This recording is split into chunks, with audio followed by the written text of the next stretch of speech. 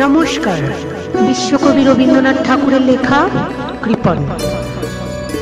আমি ভিক্ষা করে ফিরিতেছিলেম গ্রামের পথে পথে, তুমি তখন চলেছিলে তোমার স্বর্ণরথে।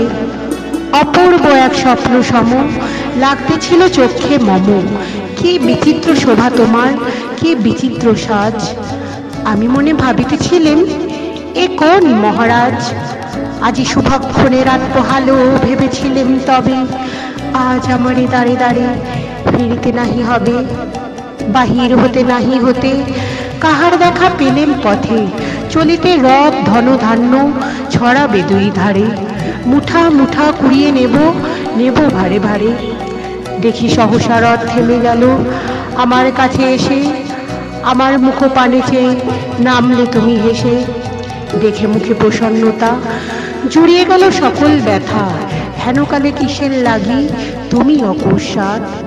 আমায় কিছু দাও গো বলে বাড়িয়ে দিলে হাত। মরি, একই কথা রাজাধিরাজ, আমায় দাও গো কিছু। শুনে ক্ষণকালের তরে রইনু মাথা নিচু। তোমার কি বা অভাব আছে ভিখারি ভিক্ষুকের কাছে? এ কেবল কৌতুকের বসে আমায় প্রবঞ্চনা। ঝুলি হতে দিলেম তুলে একটি ছোট কণা। যবে পাত্রখানি ঘরে এনে উজাড় করিয়ে কি ভিক্ষে মাঝে একটি ছোট সোনার কণা দেখি। দিলেম যারা আজ ভিখারি রে, স্বর্ণ হয়ে এলো ফিরে। তখন কাঁদি চোখের জলে দুটি নয়ন ভরে। তোমায় কেন দিইনি আমার সকল শূন্য করে। নমস্কার।